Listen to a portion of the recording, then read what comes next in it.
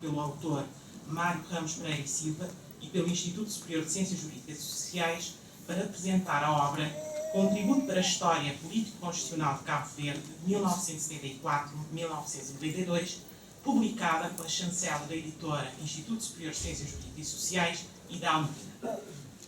Esta obra é publicada no âmbito da missão assumida há 9 anos pelo Instituto Superior de Ciências Jurídicas e Sociais de prestar um serviço educacional de qualidade, excelência e rigor no panorama nacional.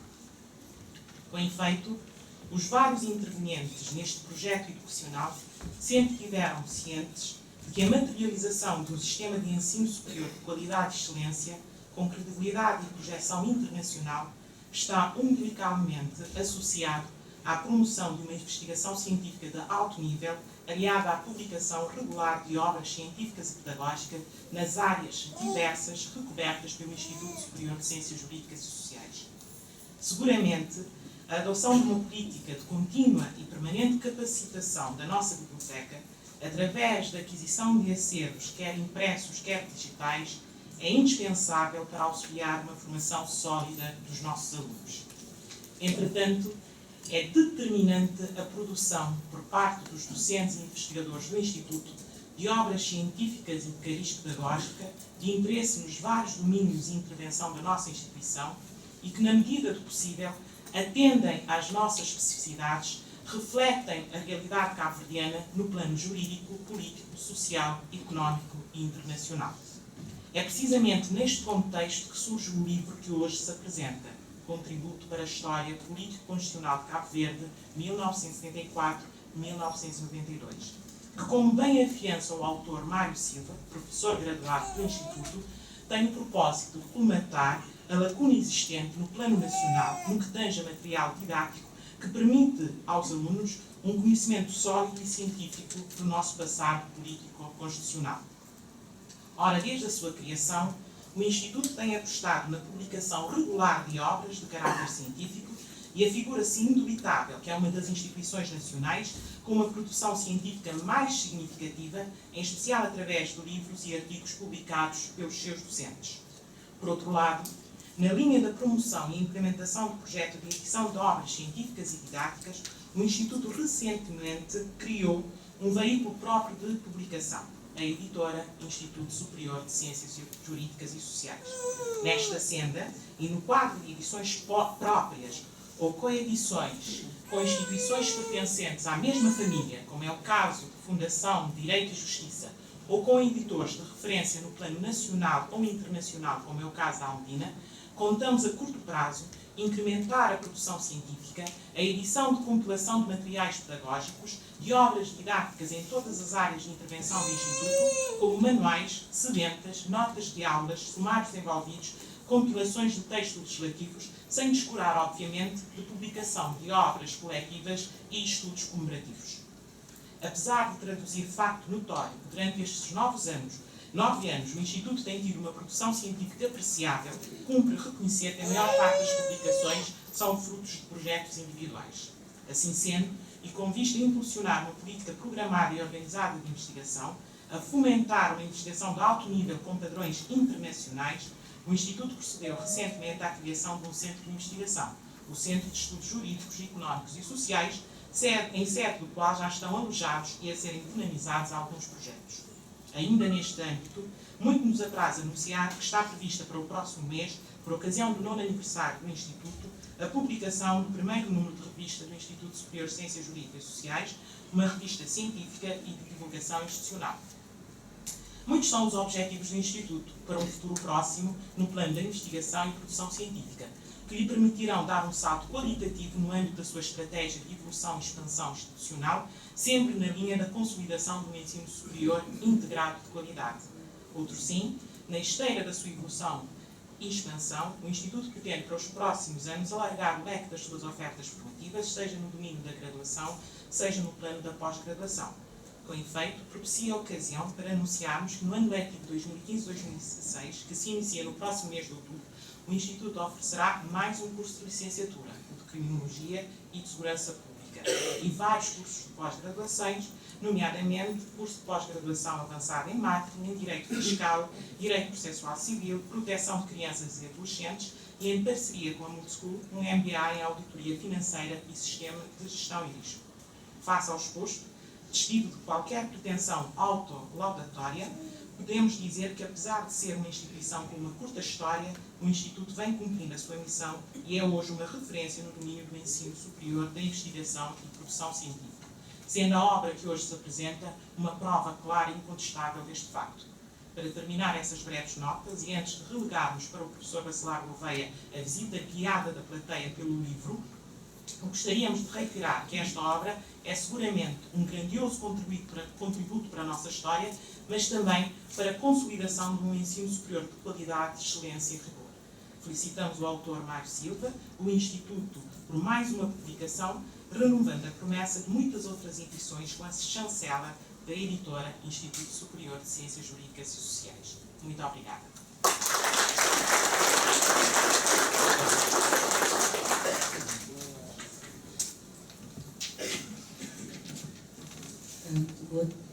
Muito obrigada, Tariana Miranda. Passo de seguida a palavra para o Dr. Bacelar Gouveia, que fará a apresentação da obra. Tenha bondade.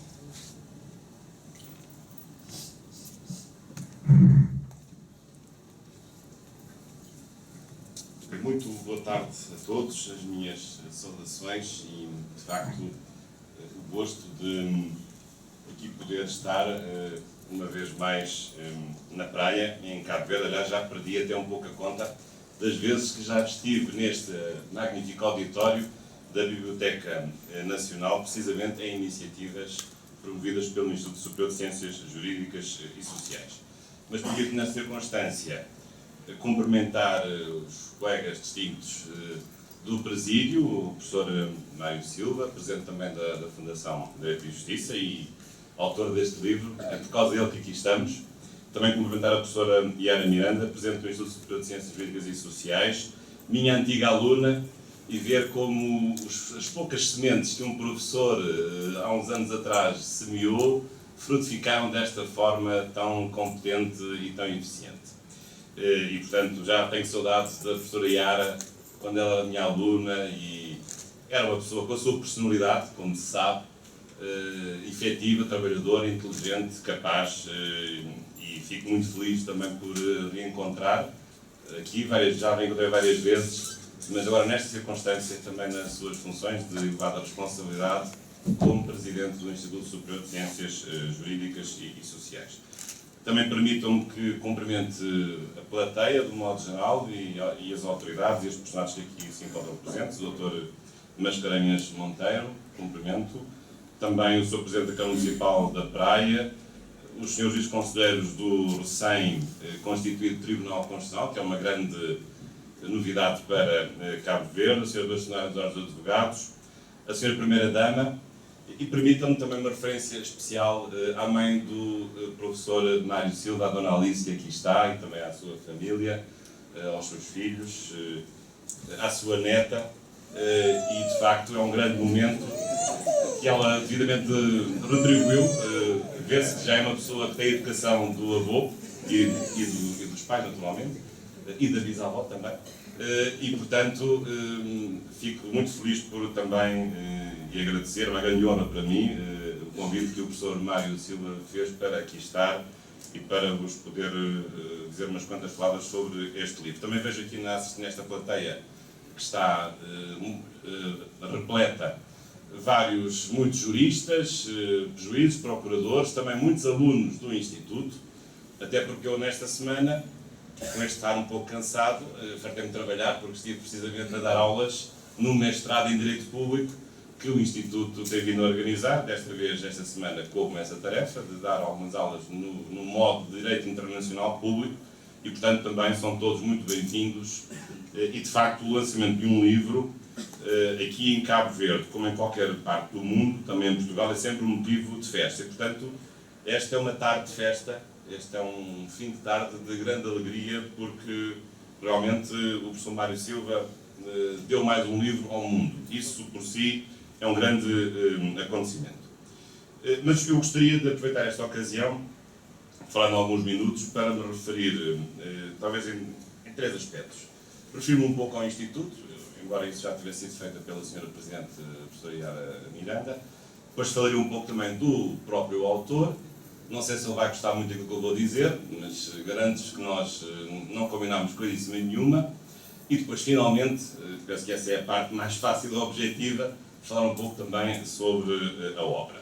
Em relação ao Instituto, só posso dizer que sinto muito feliz por ter estado a colaborar assim, continuamente com o Instituto, já há vários anos esta parte. Há um protocolo de cooperação entre o Instituto e a Faculdade de Direito da Universidade Nova de Lisboa, a que pertenço e onde neste momento sou presidente do Conselho Científico.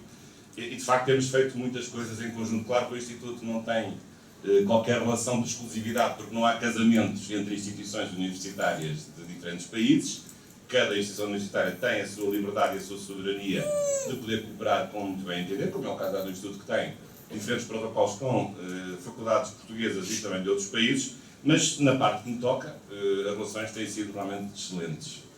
Não só nos laços pessoais, de amizade entre diversos professores da Nova Direito e do Instituto, sobretudo na área da licenciatura em Direito e dos mestrados em Direito, mas também um relacionamento que tem manifestações práticas. Ora, precisamente no ano passado fizemos um primeiro congresso luso-cabo-verdiano de Direito, que correu muitíssimo bem, que terá este ano, ou se não for possível no início do próximo ano, já a segunda edição, porque é um congresso bilateral que vai rodando, anual, que vai rodando uma vez em Cabo Verde, uma vez em Portugal. Neste caso, iniciámos esse congresso em Cabo Verde. Mas tem havido realmente outras experiências muito interessantes e até posso dar conta de um gosto também especial, que é de haver uma certa coincidência entre as recentes linhas de desenvolvimento do Instituto com aquilo que eu também tenho vindo a fazer no plano universitário. A minha raiz é de Direito Constitucional, foi aí que eu me doutorei e foi nessa área que eu obtive o grau de mestre, mas nos últimos tempos tenho provavelmente vindo a dedicar-me a outras áreas que também considero importantes, e precisamente áreas que o Instituto tem vindo também a desenvolver. As questões da segurança, aliás, não é por acaso que vai ter agora uma primeira licenciatura em outubro em Criminologia e Segurança Pública, a questão também do direito fiscal, visto que também tenho esta formação há uns tempos a esta parte, e portanto verificar que o Instituto está ciente dos seus desafios, da abertura ao mundo, e sobretudo encara o direito não de uma forma tradicional, como muitas vezes as escolas antigas de direito faziam, que era um direito segmentado, mas sobretudo um direito que é um direito global. Global no sentido comum da palavra, porque hoje cada vez mais o direito internacional vai insuflando os vários setores do direito, mas global também dentro do próprio direito estadual, em que cada vez as fronteiras são mais tenues entre as diversas ordens dos diversos setores do próprio direito. Portanto, só posso, por isso, dar os meus parabéns a todo este esforço que tem sido feito pelo Instituto.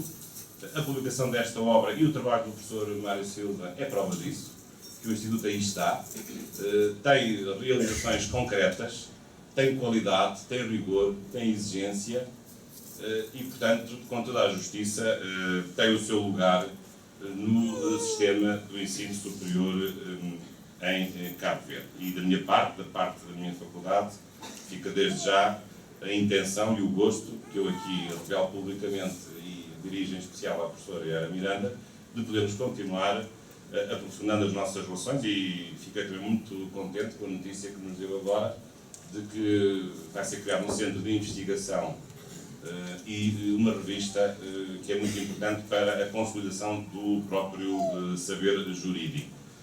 E penso que, desse ponto de vista, o Instituto, uma vez mais, posiciona-se na dianteira como uma instituição pioneira no desenvolvimento e na exigência do ensino superior em várias áreas, e em particular neste caso do direito, que é aquela área que eu conheço melhor. Claro que isso às vezes não é assim muito bem compreendido pela concorrência, que é salutar. Não podemos achar que é bom não viver em concorrência, porque é bom viver em concorrência, porque os nossos concorrentes nos estimulam constantemente a mudarmos e a melhorarmos as nossas atividades e o nosso trabalho. Mas é sempre necessário que essa concorrência seja leal e que não haja jogos baixos, que não haja artimanhas pelo caminho, e, portanto, que a qualidade das instituições se possa revelar na plenitude e não fique escondida por detrás de eventuais formulários ou eventuais burocracias públicas ou ministeriais que muitas vezes prejudicam a visibilidade ou a verdade que todos nós vamos vendo, que é de facto um instituto de grande qualidade. Eu arriscar-me a dizer que é, porventura, uma das instituições com maior qualidade no ensino superior de Cabo Verde, e conheço outras instituições, isto também, claro, sem menoscabo para essas mesmas instituições. Mas permitam agora uma segunda palavra, espero não me alongar muito, também sobre o professor Mário Silva, que é por essa razão que aqui estamos. Já o conheço há muito tempo. Ele é um pouco mais velho do que eu, embora não pareça, parece até mais novo, mas realmente é uns aninhos mais velho do que eu. E é curioso que nós até tivemos, num certo sentido, percursos políticos parecidos. Bem, o professor Mário Silva é de um partido político e ainda é deputado. Diz que já vai deixar de ser na próxima legislatura, isso é um assunto dele. Mas eu, por acaso, já fui deputado, mas o professor Mário Silva é de um partido que é um bocadinho mais à direita do meu. O meu partido enfim, é em Portugal, isso é conhecido. Aliás, este ano até recebi um diploma do meu partido dizendo que eu tinha direito a um diploma por ser já há mais de 30 anos militante do meu partido, que é o Partido Social Democrata, do qual fui, aliás, deputado na anterior legislatura, não nesta que termina, mas na anterior. Mas, portanto, claro que há umas afinidades políticas e ideológicas, mas há também, sobretudo, uma afinidade de percurso, porque o professor Mário Silva, neste momento, faz a sua vida, por aquilo que eu vou percebendo, das conversas que tenho com ele, resolveu dedicar-se mais à vida académica. Acho que faz muito bem, porque tem idade para isso. Nunca é tarde para uma pessoa se dedicar à vida académica, mas ele, mesmo tendo sido político, com variedíssimas responsabilidades, e está aqui o Dr. Carlos Veiga, que não me deixa mentir, foi ministro durante vários tempo, tem sido deputado, sempre também olhou para a coisa pública, não apenas da perspectiva da política, mas também da perspectiva do direito. Isso é, acho, muito enriquecedor e nem todas as pessoas são capazes de fazer isso. Porque muitas vezes, o que é que sucede? É o político que fica prejudicado pelo jurista ou é o jurista que fica prejudicado pelo político? E, de facto, o professor Mário Silva tem feito essa separação muitíssimo boa e, pelo contrário, isso para ele não é um fator de interdestruição das duas dimensões, da dimensão do político e da dimensão do jurista, mas dá-se uma simbiose perfeita e, sobretudo, não faz confusão entre o registro que é o registro político e o registro que é o registro do jurista. Aliás, este livro prova isso mesmo. É um livro que tem a sua dimensão política. Aliás, não há nenhum livro de direito constitucional que não tenha uma dimensão política, até o próprio facto do direito constitucional lidar com o político, com o estatuto do político, portanto, isso é sempre eliminável. Mas, mesmo numa parte histórica em que se faz uma alusão que tem o seu quê de crítico em relação a outros momentos da história político-constitucional de Cabo Verde, o professor Mário Silva revela sempre essas notas características de ser uma pessoa rigorosa. Aliás, o livro está bem escrito, preocupado com a documentação que pode trazer também ao leitor e portanto, ter esse cuidado e, portanto, além das suas qualidades de professor, que tem sido, que também agora se tem dedicado a outras áreas, porque isto também ser constitucionalista a vida toda também cansa. Eu também falo por mim próprio.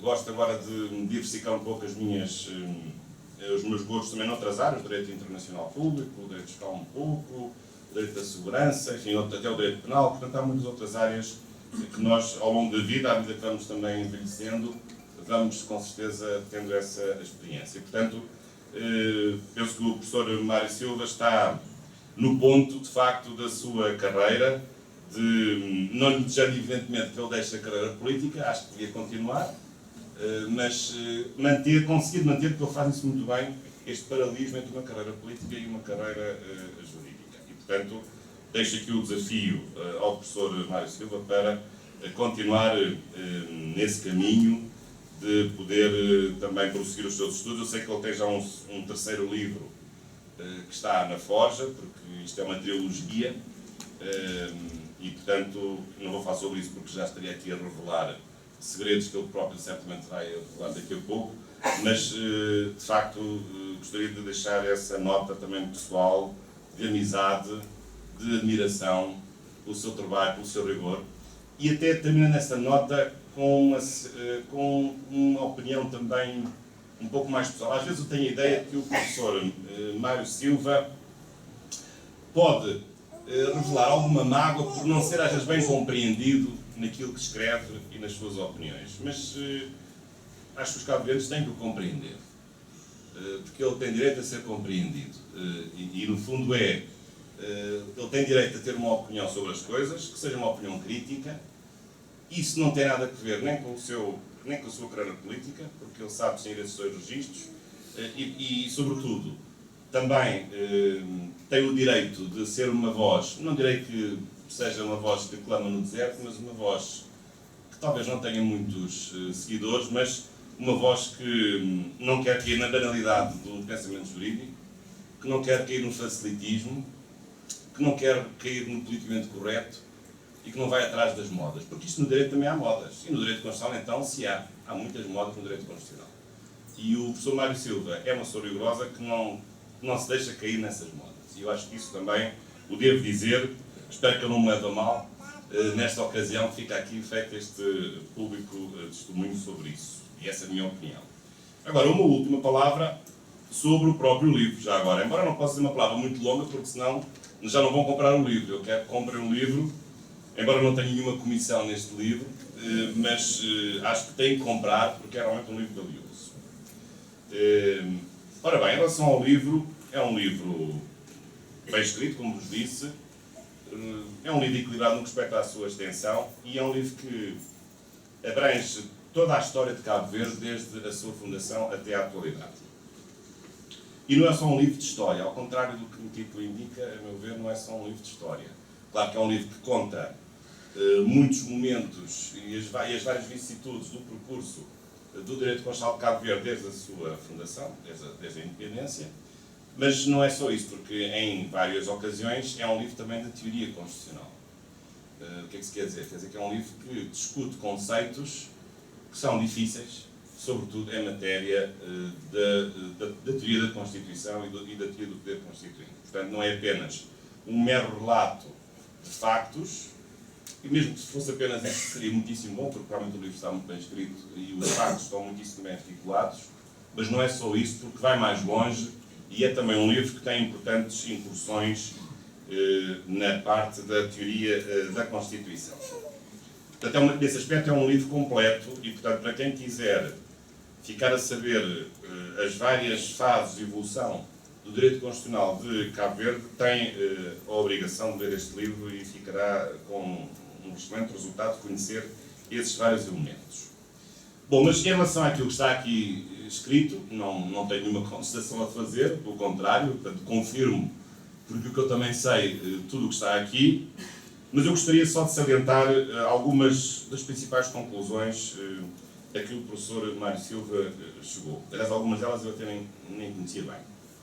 Há um aspecto muito interessante, desde logo que ele refere, que tem a ver com uma singularidade do direito constitucional de Cabo Verde, que tem a ver com a sua origem. Sabem que Cabo Verde, numa primeira fase, não teve uma Constituição, teve a chamada LOP, Lei da Organização Política do Estado. Eu aqui divirjo um pouco do professor Mário Silva, porque eu acho que ela, embora não se reivindicasse disso, era uma verdadeira Constituição.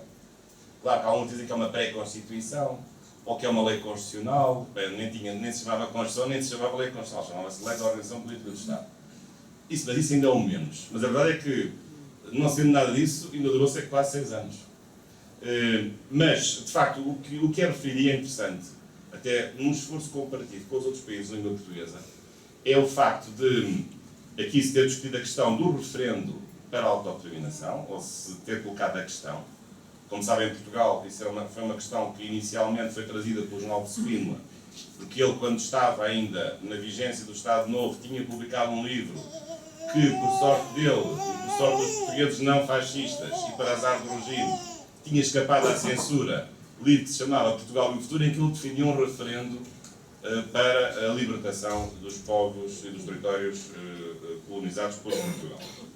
E sendo ele, aliás, um alto quadro militar do próprio regime e tinha conseguido poder publicar este livro. Mas Spínola, normalmente, quando chegou a Presidente da República de Portugal, logo na noite do 25 de Abril, como Presidente da Junta de Salvação Nacional, uma das medidas era precisamente, do seu ponto de vista, a necessidade de se consagrar o referendo, perguntando aos povos coloniais se eles queriam ou não ser independentes ou se queriam outro tipo de regime político que não fosse, pura e simplesmente, a dependência e a separação absoluta de Portugal.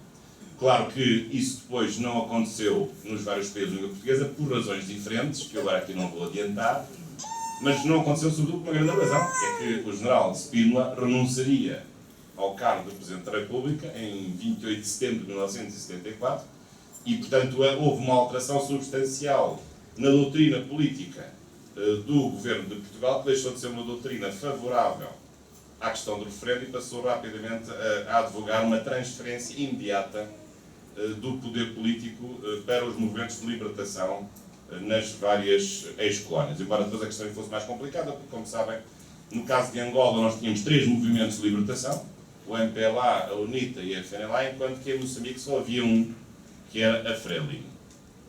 Bom, mas aqui a solução interessante foi nem referendo, nem transferência direta, digamos, simples. Então o que é que se fez? Fez-se a entrega do poder independente de Cabo Verde a uma Assembleia Constituinte com 2 funções. A de declarar e assumir a independência e a de fazer uma Constituição em que precisamente se discutisse o problema do tipo de relação que Cabo Verde deveria ter com Portugal. Portanto, isso de facto foi uma experiência relativamente original no contexto dos países africanos, porque nos outros países, sobretudo em Angola e Moçambique, não houve qualquer Assembleia Constituinte e as Constituições foram proclamadas diretamente depois de terem sido aprovadas pelos comitês centrais dos partidos dominantes, quer no caso do MPLA, quer no caso da Frelimo, de Moçambique. Portanto, isso é um aspecto que eu acho que é um aspecto interessante que é preciso registar como, enfim, singularidade da história político-constitucional de Cabo Verde. Depois há uma segunda nota, que também é uma segunda nota importante, embora aqui a minha opinião seja um pouco mais formal, mas que é interessante e que revela pormenores que poucas pessoas sabem. Em 1980 foi outro grande momento na história política não só de Cabo Verde e da Guiné-Bissau, porque 1980 representou uma ruptura, um afastamento, uma divergência radical entre um caminho que estava a ser seguido com alguma partilha de ideias e até de um partido, que era o PAIGC, mas em 1980,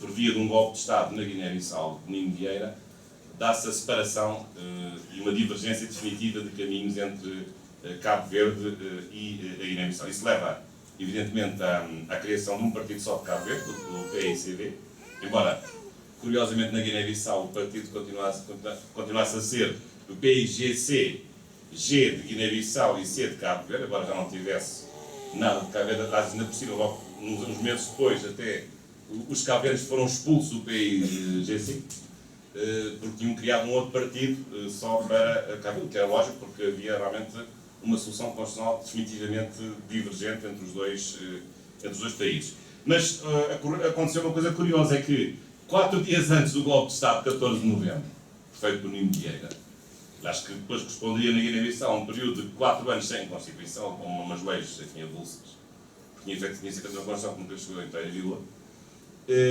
Em Cabo Verde tinha aprovado, de facto, ao fim de quase 6 anos, uma Constituição já mais completa e definitiva, a Constituição de 1980, mas em que tinha como elementos essenciais, precisamente, um pressuposto que tinha deixado de existir, que era o pressuposto de uma união ou de uma aproximação com a Guiné-Bissau.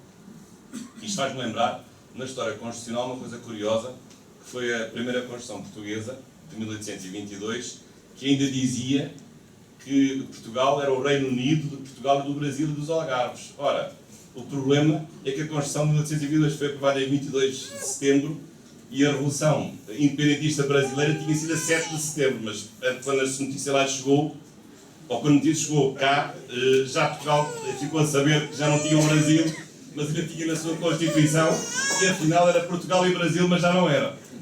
Porque o Dom Pedro I tratou de fazer a independência no dia 7 de setembro de 1822, precisamente. Portanto, 2 semanas antes de ter sido aprovada a Constituição de 1822. Bom, mas aqui, não sendo bem assim, mas foi parecido. Portanto, o que é que aconteceu? Foi necessário introduzir uma alteração radical na Constituição de Cabo Verde, porque um dos seus princípios fundamentais, que era o princípio da unidade entre a Guiné-Bissau e Cabo Verde tinha ficado pelo caminho. E depois há uma coisa curiosa, que também é muito bem aqui dito pelo professor Mário Silva, que foi o facto de a Constituição de 1990 foi alterada radicalmente no próprio dia em que entrou em vigor, porque foi feita uma revisão no próprio dia em que entrou em vigor. Ora, a meu ver, até se pode dizer, e aqui é uma pequena, enfim, uma observação que eu faço, que no fundo a Constituição de 1980 não é a Constituição de 1980, é a Constituição de 1980-81, porque, no fundo, o poder constituinte que se segregou em 1980, em 10 de novembro, foi corrigido num aspecto que é essencial, que foi a correção feita por uma revisão que foi aprovada, julgo que em janeiro de 81, para resolver o problema de um pressuposto que tinha deixado de existir, que era a unidade da Guiné-Bissau. Portanto, eu não sei se a Constituição é de 80, é de 80 a 81, porque a revisão de 81 nem sei se será bem uma revisão, um pouco mais do que isso, é uma alteração radical numa ideia de direito que deixou de existir como existia até 1980, porque até 80 existia a vontade de unificar os dois países e isso desapareceu por completo por razões que aqui os amigos cabo-verdianos até sabem muito melhor do que eu. Bem, levou desde logo à criação do partido político do PI-CP. Bom, depois, outro momento aqui muito importante que é referido é também o advento digamos, da Segunda República Democrática. Portanto, o advento do aparecimento da Constituição de 1992. Aliás, há uma outra singularidade que Cabo Verde tem a seu crédito, que eu também tenho feito referência muitas vezes. Aquela primeira que eu vos referi da Assembleia Constituinte, por acaso não tinha reparado nela, mas nesta segunda eu tenho dito isso muitas vezes. É que, quando ocorreu a queda do Muro de Berlim, e quando o Bloco Comunista desapareceu e a União Soviética se dissolveu por implosão, nos nossos países irmãos de língua portuguesa, Cabo Verde foi o único país, e isto é muito importante, e é um aspecto que só credibiliza a democracia cabo-verdiana, foi o único país que aprovou uma Constituição num contexto pluripartidário. Para os outros países, isso só aconteceu depois. Podemos ver os casos. Moçambique, quando ocorreu a Segunda República, foi em 1990, com a Constituição de novembro de 1990. Foi aprovada por um Parlamento pluripartidário? Não. Foi aprovada ainda por uma Assembleia Popular, apenas constituída por deputados a Frelimo. O caso, por exemplo, de Angola. Não agora, porque Angola tem agora uma Constituição de 2010. Mas quando Angola se abriu para um processo democrático e primeiro fez uma Constituição intercalar, cuja qualificação não é muito fácil, que foi a revisão constitucional de 91, que no fundo é uma nova Constituição em relação à Constituição de 75, à Lei Constitucional de 75. Mas depois, em 92, a poucos meses das eleições, enfim, de setembro de 92, que deram origem depois a um resultado de uma guerra civil outra vez, essa Constituição também foi aprovada apenas pelos deputados do MPLA, porque a Assembleia não tinha tido eleições pluripartidárias. Portanto, e Angola esteve entre 92 e 2010, embora se compreenda em grande medida que isso tenha acontecido por causa da Guerra Civil, que infelizmente ocorria, com uma lei constitucional apenas aprovada por um único partido político, mas que se destinava precisamente a regular um processo político pluripartidário, porque depois das eleições de setembro de 92, talvez se tenha falado mais, está um sinal já da ilustre persistência. Realmente, depois das eleições, passou a haver um Parlamento pluripartidário em Angola, a partir de 92, com o MPLA e a UNITA essencialmente, mas a Constituição tinha sido aprovada meses antes apenas por um partido político. Portanto, do ponto de vista de uma legitimidade constitucional pluripartidária, isso só viria a acontecer em 2010.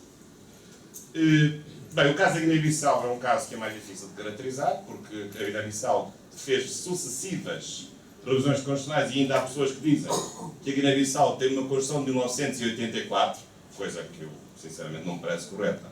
Claro que formalmente até digo que sim, mas na Guiné-Bissau houve várias revisões profundas, sobretudo a de 93. Para mim, a atual Constituição da Guiné-Bissau, embora formalmente de 84, ou documentalmente de 84, mas materialmente é de 93 ou 95, depois em 95 e 96 também houve algumas revisões, porque aliás a Constituição da Guiné-Bissau neste momento carece urgentemente de uma profunda remodelação, porque desde os anos 90 nunca mais se fez uma revisão em condições, e muito menos uma Constituição. Ainda me recordo de uma conversa que tive com o falecido Kumbiauá, a convencê-lo a promulgar uma Constituição que o Parlamento, a Assembleia Nacional Popular, tinha acabado de aprovar e que ele pura e simplesmente meteu na gaveta até hoje. Mas realmente a Guiné-Bissau tem muita urgência em ter uma nova Constituição e uma Constituição como deve ser, porque de facto esta tem algumas falhas. Pois já agora, São Tomé e Príncipe. São Tomé e Príncipe, por acaso, também tem outra particularidade.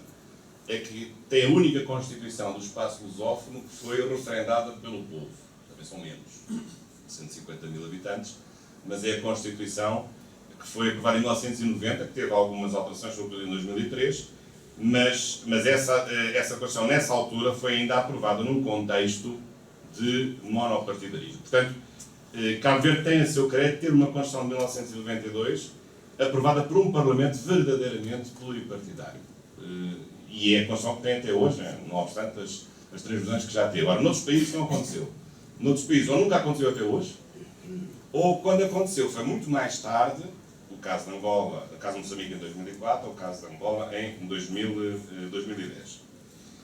Agora, em relação ainda a essa transição, ou à passagem da Primeira para a Segunda República, aqui também, claro que o professor Mário Silva faz uma análise sobre a qualificação que se pode dar em relação à terceira revisão constitucional da Constituição de 80, que foi a revisão de 1990. Saber discutindo se essa revisão foi uma verdadeira revisão ou terá sido mais do que isso. E depois também concluindo com o facto de a Constituição de 1992 ser uma nova Constituição. Sobre isso não há nenhuma dúvida. Eu não sei se a revisão de 90 terá sido uma mera revisão. Eu acho que o que aconteceu em 90 foi um pouco como aquilo que aconteceu em Angola com a Lei Constitucional de 91, que era uma lei constitucional de revisão da Lei Constitucional Angolana de 75, mas que alterou, não o texto todo, mas boas partes do texto, sobretudo para propiciar um sistema político pluripartidário, portanto, para facilitar a existência de eleições pluripartidárias, que foi o que aconteceu também aqui em Cabo Verde, e depois é que se viria a aprovar um novo texto constitucional. Claro que no caso de Cabo Verde já num Parlamento pluripartidário, enquanto que Angola ainda foi na vigência do Parlamento anterior, não obstante ter sido aprovada já uma primeira revisão constitucional de 91, que os autores angolanos qualificam como uma Constituição ponte, que é assim um conceito um bocadinho de engenharia difícil de perceber, mas é uma Constituição ponte. Mas acho que esse conceito aqui também é um pouco isso que aconteceu. Porque, no fundo, a Ordem Constitucional de 80 foi alterada substancialmente em 1990, com a terceira revisão, mas depois só com o novo Parlamento é que se daria a aprovação completa de uma nova Ordem Constitucional. Bom, mas portanto, isto as minhas observações em relação ao livro do professor Mário Silva, cuja leitura, sinceramente, neste momento vos recomendo vivamente. Eu aprendi muito com este livro, que está muitíssimo bem escrito, e como vos dizia, não é apenas um livro de história constitucional, é também um livro de teoria constitucional, e até um livro que tem o seu quê de didático. Também é um livro que nós podemos, enfim, designar também dogmático constitucional, porque é um livro pelo qual também se aprende um conjunto de conceitos, porque também, embora não seja esse o objetivo principal, quer a propósito da Constituição de 80, quer a propósito da Constituição de 1992, o professor Mário Silva desenvolve alguns conceitos e alguns regimes aplicáveis nos vossos textos constitucionais. E, portanto, isso também é muito útil para os alunos, porque os alunos às vezes têm horror aos livros que são de história, porque dizem que isso não interessa nada, estão muito enganados. Se nós não soubermos a nossa história, nunca poderemos compreender a situação atual. Mas isto não é só um livro de história. Nesse aspecto, até o título acaba por ser redutor. É bem mais do que isso. E a leitura deste livro também permite compreender, em alguns aspectos essenciais, a própria Constituição vigente. Portanto, também é um livro de direito constitucional cabo-verdiano vigente, não apenas um livro que se refira a uma evolução histórica desse mesmo processo. Claro que é um livro também, em que o autor não esconde a sua pré-compreensão das coisas e tem o seu direito. E claro, qual é aqui a grande pré-compreensão do autor? É a sua preferência, o seu gosto pelo regime de direito constitucional ocidental. Portanto, claro que este livro tem subjacente uma crítica que é inteiramente legítima, porque cada um é dono das suas ideias e cada um tem a liberdade de opinião. No fundo, uma crítica apresentando e desmontando algumas contradições, sobretudo do tempo do constitucionalismo autoritário que Cabo Verde também teve. Não foi dos piores, no contexto lusófono, como sabem. Aliás, em Cabo Verde nunca houve pena de morte. Noutros países de língua portuguesa houve.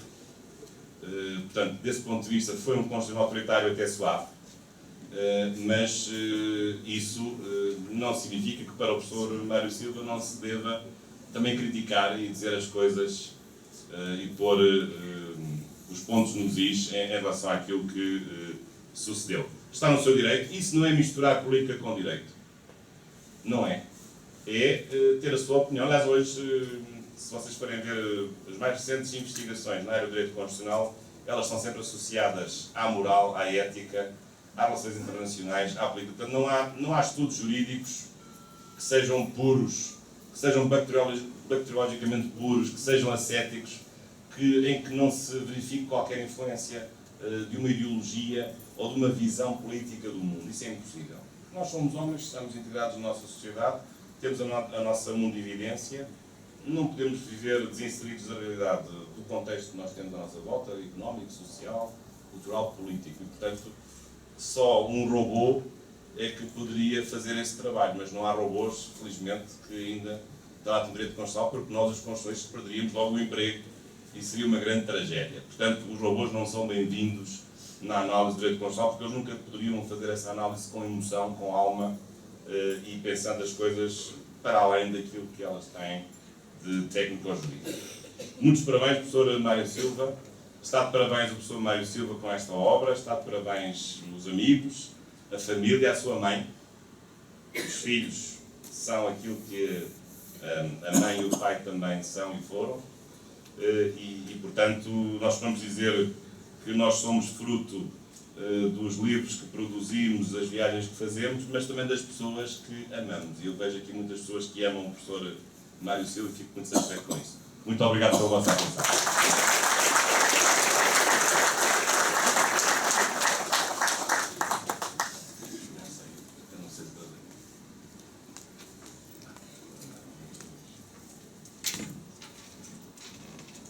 Agradecemos as considerações feitas pelo Dr. Bacelar Gouveia acerca do livro. Passo de seguida a palavra ao autor, Dr. Mário Silva, para breves agradecimentos. É a verdade. Sr. Presidente Mascarenhas Monteiro, Sr. Presidente da Câmara Municipal da Praia, Srs. Magistrados, Srs. Deputados, Sra. Primeira-Dama, Sra. Bastonária de Ordens de Advogados, minhas senhoras e meus senhores. As minhas palavras são de agradecimento ao Instituto Superior de Ciências Jurídicas e Sociais, à Câmara Municipal de Santa Catarina e à Câmara Municipal da Boa Vista, ao professor Bacelar Gouveia e à professora Yara Miranda pelas palavras preferidas neste evento, aos que colaboraram na organização deste lançamento, aos presentes que se irão ouvir até aqui e neste particular, ninguém me leva a mal que destaque a presença da minha mãe, Alice Ramos Teixeira, aos presentes que se irão ouvir até aqui, e neste particular ninguém me leva a mal, que destaca a presença da minha mãe, Alice Ramos Teixeira, a quem dedico o livro e que completa 90 anos dentro de dias. A todos, o meu muito obrigado.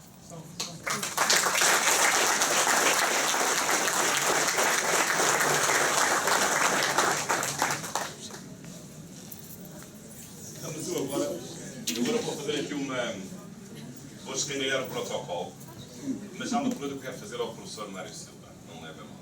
Não foi combinado. Queria só fazer uma pergunta. Qual foi a parte que ele foi mais fácil, ou que ele mais gostou de fazer, e a parte que foi mais difícil, ou que ele gostou menos de fazer quando escreveu este livro?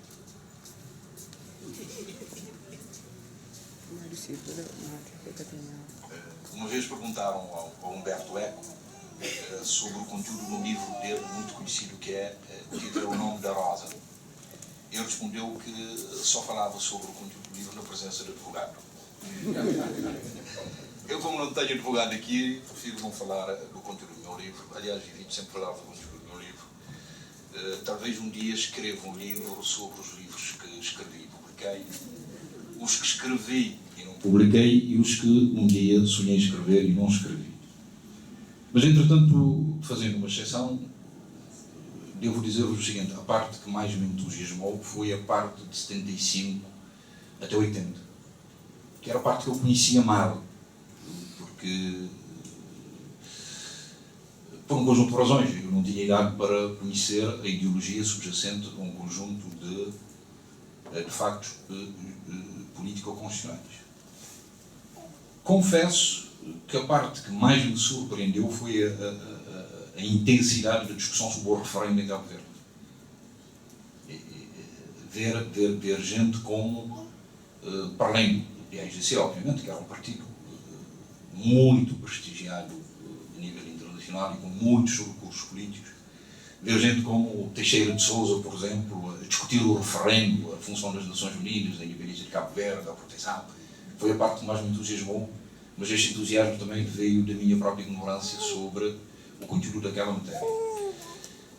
A parte que mais me chocou, e digo isso publicamente, foi que quando comecei a lecionar no Instituto Superior de Ciências Jurídicas e Sociais, o problema que se colocou foi o seguinte: nós ensinamos, porque se ensina em todas as escolas de Direito, até porque são factos jurídico-constitucionais fundadores, nós ensinamos a história constitucional inglesa, a Declaração de Independência dos Estados Unidos, as revoluções,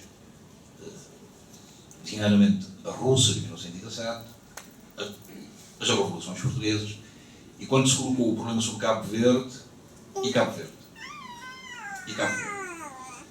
chocou-me o facto do acordo de independência não ter sido publicado em Cabo Verde nunca no boletim oficial.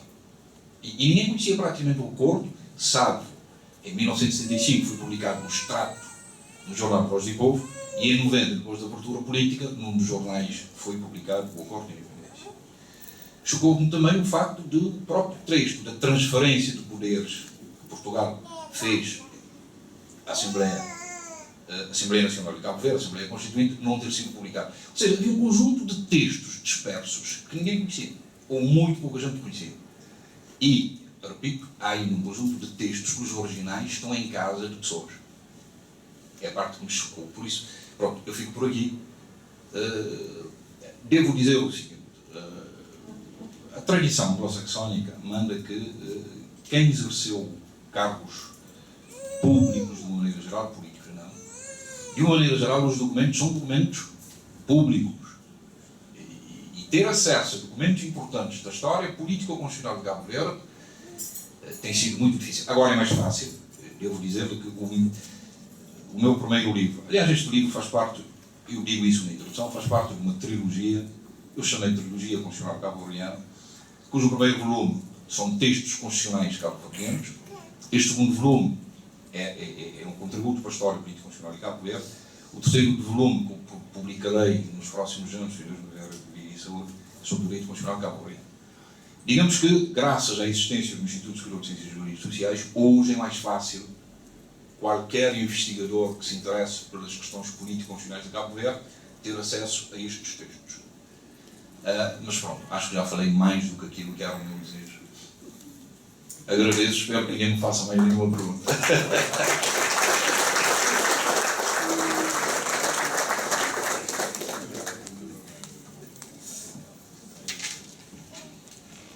Bem, creio que agora abrimos um período para autógrafos, não é?